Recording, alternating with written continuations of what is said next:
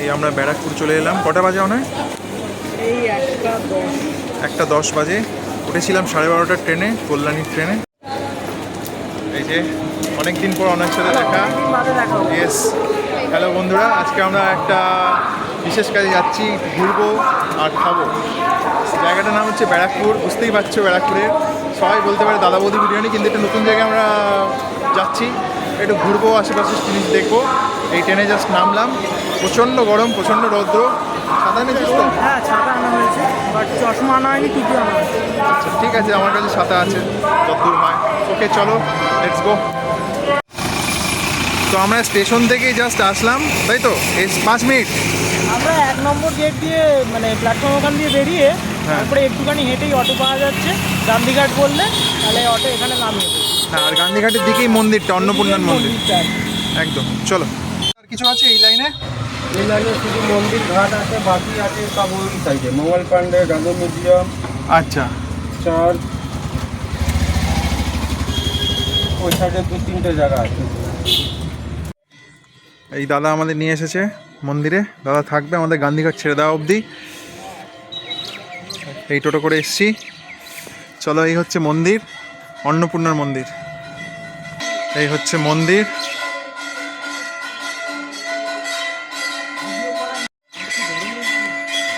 পুরো দক্ষিণেশ্বর কালীবাড়ির মন্দিরে আদলে, তাই তো? হ্যাঁ, ওরকমই লাগছে। এখন পুজো চলছে, বলছে 2টো অবধি খোলা থাকবে। উত্তর 24 পরগনা জেলার ব্যারাকপুর মহকুমার তালপুকুর এলাকায় গঙ্গার ঠিক তীরে বিখ্যাত দক্ষিণেশ্বর মন্দিরের মতো একটি সুন্দর নবরত্ন মন্দির অবস্থিত।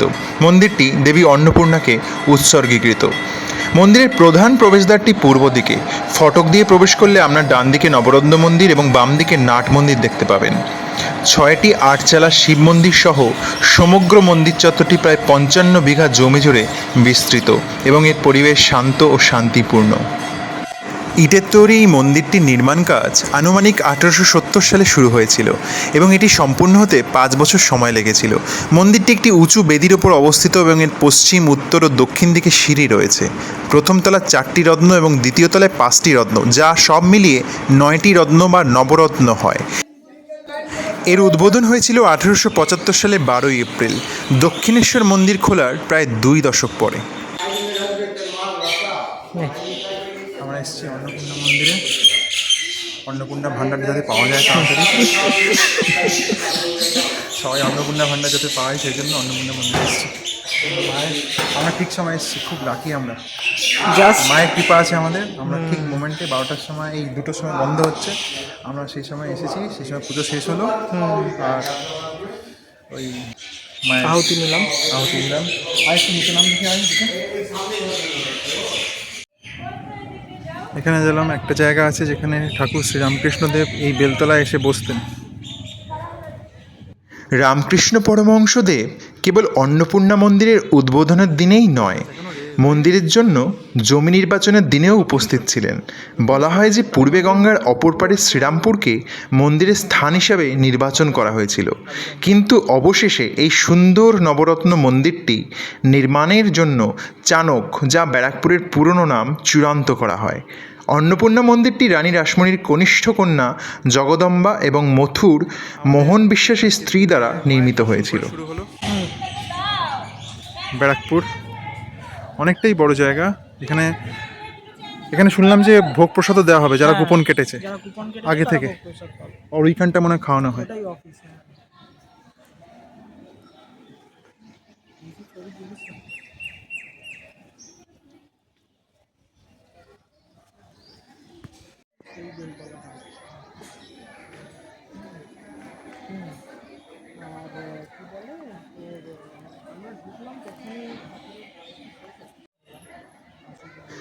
মন্দিরের পেছনের দিকে এবং গঙ্গার ঘাটের বিপরীতে মোট 6টি আটচালা শিব মন্দির রয়েছে। ঘাটে যাওয়ার লোহার গেটের প্রতিটি পাশে 3টি করে। এই 6টি শিব মন্দির কল্যাণেশ্বর, কাম্বেশ্বর, কিন্নরেশ্বর, কেদারেশ্বর, কৈলেশ্বর এবং কপিলেশ্বরকে উৎসর্গীকৃত।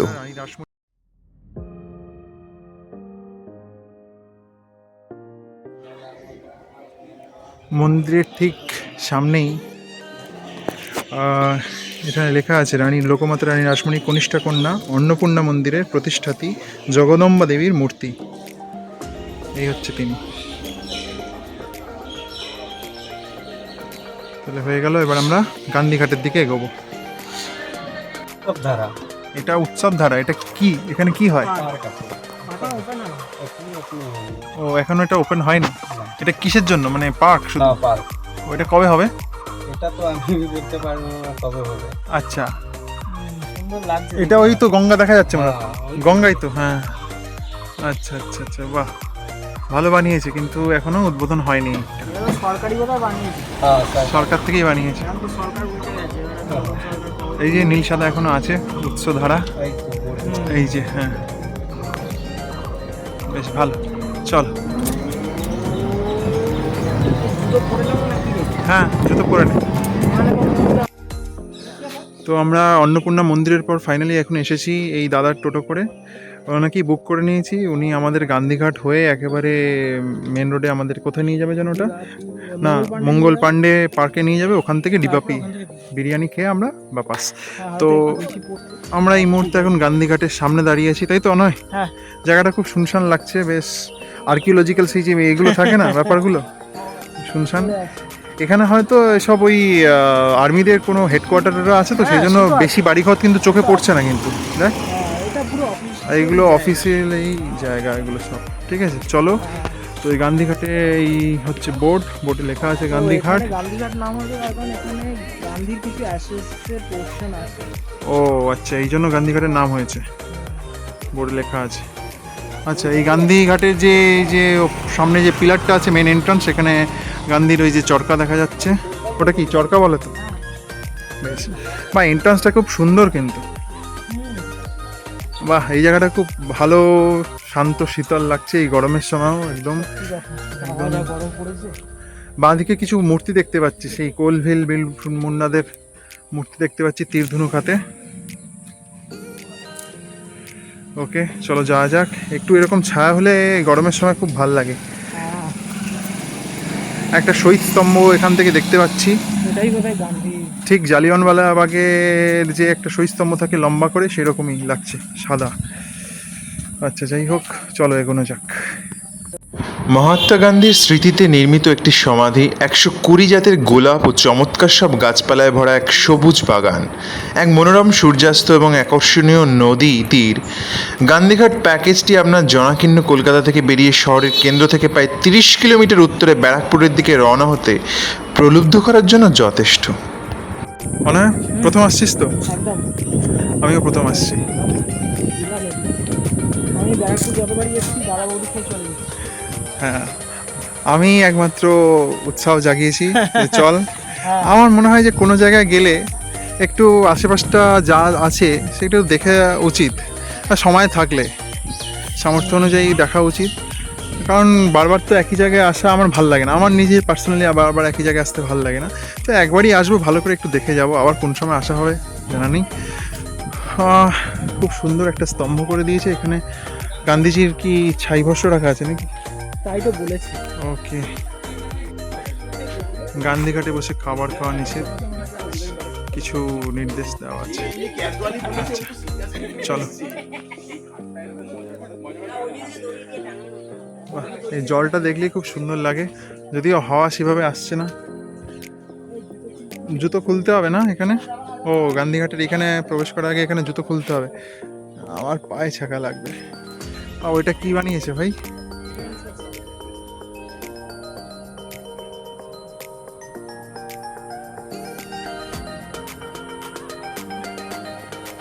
বাহ, এই হচ্ছে গঙ্গা। সুন্দর গঙ্গার জল, স্রোত নেই যদিও, এখন এই মুহূর্তে জোয়ার চলছে মনে হয়, তাই না? মনে হয় এখন জোয়ার চলছে, তো দুটো জায়গাতে দোকান আছে। জোয়ার আসছে।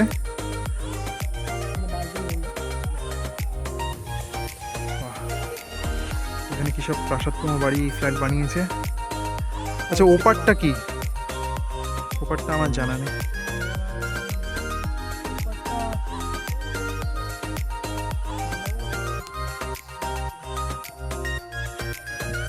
এই হচ্ছে গান্ধীঘাট। অ্যাকচুয়ালি এগুলো বিকেলের দিকে বসতে খুব ভালো লাগবে।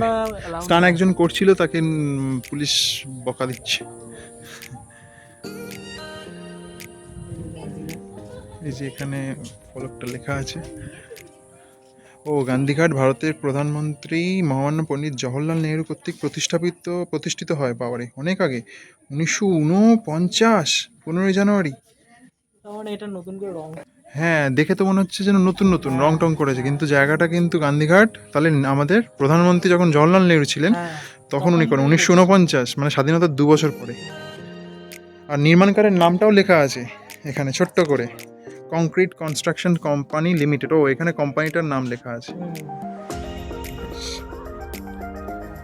স্রোত কিন্তু নেই, আর হাওয়াও কিন্তু একেবারেই নেই।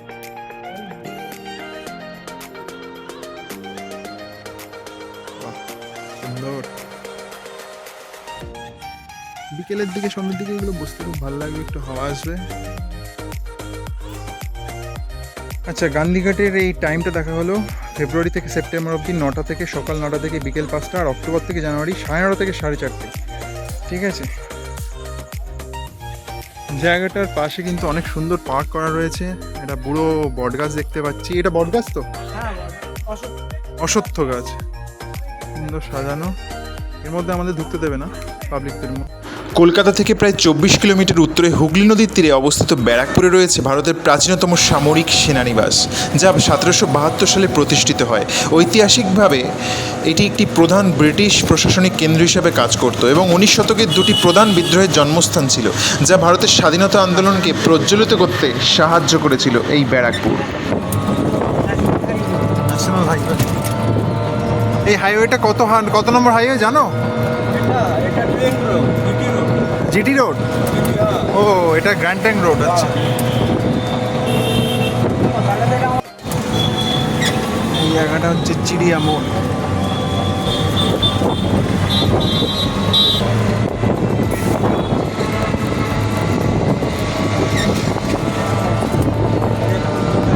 এগুলো পুলিশ সেটা আর্মি।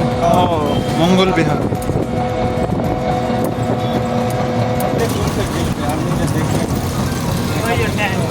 ও, এটা ইউজ হয়েছিল এই ট্যাঙ্কটা। এখান থেকে ভিডিও। আচ্ছা, এই হচ্ছে চার্চ, তাই তো? আচ্ছা, আচ্ছা। এটা ব্যারাকপুর সুরেন্দ্রনাথ নাকি? রাষ্ট্রগুরু। রাষ্ট্রগুরু সুরেন্দ্রনাথ। আচ্ছা এটা মেন মূর্তিটা। আচ্ছা, এখান থেকে তো মনে হয় ভেতরে আর যাওয়া যাবে না, আমাদের হেঁটে যেতে হয় নাকি? না না না, গাড়ি যায় যায়। আচ্ছা, ডাইরেক্ট যায়।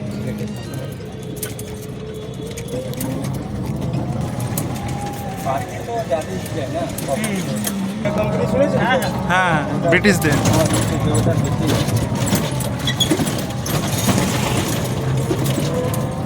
এখানে মাত্র শুধু গান্ধীঘাটেই একটা টিকিট নাই, এইটা। আচ্ছা, এইটা ইস্ট ইন্ডিয়া কোম্পানির অফিস। হ্যাঁ, এটা। একটু স্লো করে দাও দেখি এটা। ও গাছটা একটু বাবা, এ সরিয়ে তো দাও। পোড়ো বাড়ি হয়ে গেছে গো। লঞ্চ ঘাটটা আগে। হ্যাঁ, ও, একদম পোড়ো বাড়ি হয়ে তুলেছিস গেছে। ফটো তোল। আচ্ছা, একটা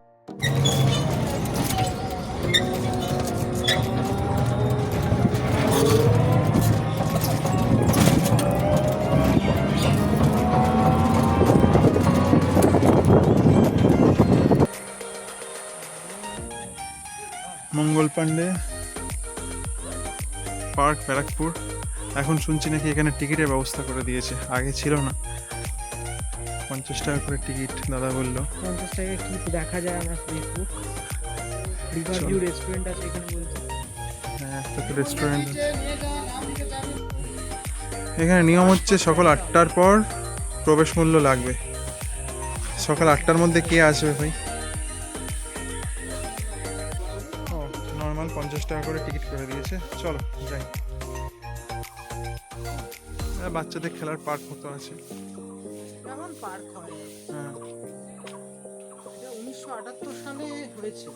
তাই দেখলি লেখা ছিল বোর্ডে? ওই দোকানেই লেখা আছে। কোথায়? আচ্ছা, এখানে লেখা আছে হিস্ট্রিটা 1978 সালে হয়েছিল।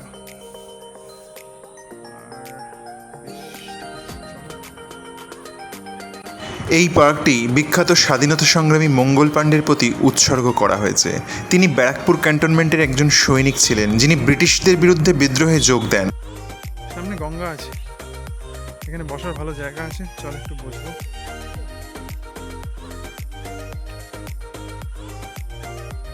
ছোট্ট ছোট্ট রেস্টুরেন্ট আছে।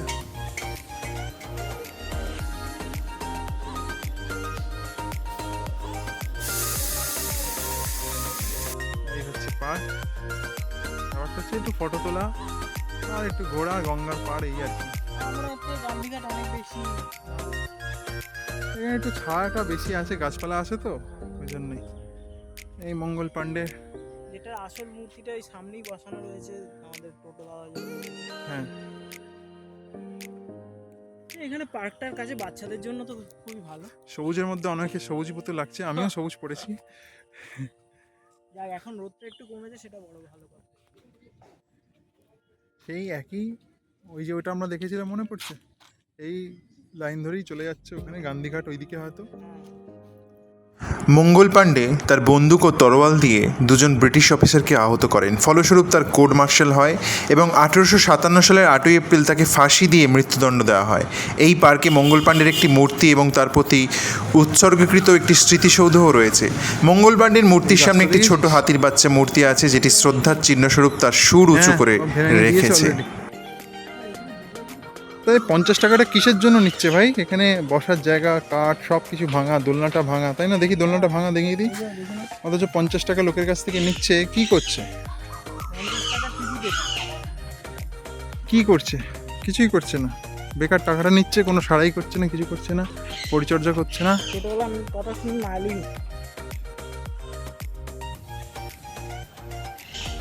ছাতা দিয়ে হয়ে গেছে। চ চ চ চ, কি খেতে হবে ওই দিকটা অব্দি চল। 50 টাকা গেল না, থেকে একটা 50 টাকা একটা আলু।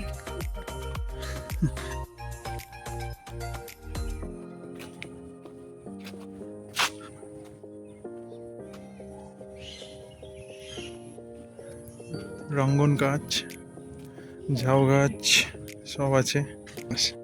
এটা আগে ছিল না, এখানে দেখছি যোগাযোগ করেছে। কি জায়গা কি জানি, ট্রেডমিল বসিয়েছে আবার একটা। আরে বাবা, দেখ ওর দেখি, যোগাযোগে কিছুই নেই, যোগা করার কিছুই নেই। কোনো কানেকশন নেই, শুধু লাগিয়ে রেখেছি। পা দিয়ে ওটাকে মুভ করতে হবে মনে হয়, তাহলে। ও বাবা, মঙ্গল পাণ্ডে পার্কে শুধু দেখলাম গাছপালা ভর্তি আছে, সেভাবে কিছুই নেই। আর বসার মতো পার্ক আছে, টিকিটটা করেছে বলে ভিড়টা একটু কম, এর থেকে আর পজিটিভ কিছুই আমি দেখতে পাচ্ছি না। আর চেয়ার টেবিল, যে টেবিল না, এই চেয়ারগুলো, বসার চেয়ারগুলো, যে কাঠগুলো, সেগুলো ভাঙা, বসলে দেবে যাচ্ছে, হয়তো ভালোভাবে বসলে ভেঙেও যাবে। এই দিকটায় এই বট গাছটা শুধু একটু ইমপ্রেসিভ লেগেছে, পুরনো বট গাছ। ও বাবা, ওইখানে একটা জিরাফ টিরাফ আছে, আর কিচ্ছু নেই। তুমি যে কোনো পার্কেই এরকম পেয়ে যাবে, হ্যাঁ, আলাদা কিছু নেই, শুধু 50 টাকা করে। চিলড্রেন পার্ক জোন একটা আছে। এখানে সব গোল্লা মোল্লা ভেঙে গেছে। সাদা মতোটা কি সেটা দেখতে আমি গেলাম। কোনো ঐতিহাসিক ব্যাপার স্যাপার আছে হয়তো।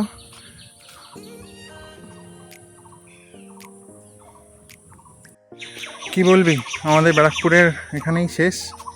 এবার এইটা নিয়ে কি বলবি? লাস্টের সব শুরুতে আমরা ভালোই দেখেছি সব কিছু। মঙ্গল পাণ্ডে পার্কের 50 টাকা ভাড়া নেওয়ার কোনো অর্থ নেই একদম, যদি না কম লোক আনাতে চায়। আগে দুটো আমরা ভালোই দেখেছি, আগের দুটো খুব ভালোই হয়েছে। এখানে অনেক মানে এই বাচ্চাদের জন্য আছে খেলাধুলার জায়গা। হ্যাঁ, অনেকক্ষণ রেস্ট নিতে চাইলে ঠিক আছে আসতে পারো, কিন্তু দেখার কিছু সেভাবে নেই, টাকাটা ওয়েস্ট। ঠিক আছে, মানে কেউ যদি দেখতে চায় যে কিছু আছে কিনা, পার্ক, বসার পার্ক, অনেকক্ষণ বসে থাকতে পারবে, নর্মাল, আর কিছু না। এইটা হচ্ছে রাজভবন ব্যারাকপুরের। আমাদের ড্রাইভার বললেন যে এখানে কলকাতা থেকে যখন রাজ্যপাল আসেন এই ভবনে ওঠেন। সরকারি তো বন্ধুরা, একবেলা ব্যারাকপুর ঘুরবার জন্য খুব ভালো জায়গা। মেন যে 3টি স্পট রয়েছে সেগুলো ঘুরে দেখালাম, তোমরাও আসতে পারো, ঘুরে দেখতে পারো, আর কেমন লাগলো অতি অবশ্য জানিও। আর আমাদের ড্রাইভার রাজুদা 250 টাকায় দুজনকে খুব ভালোভাবে ঘুরে দেখিয়েছে, তার ফোন নাম্বারটা ডেসক্রিপশন বক্সে শেয়ার করে দিলাম।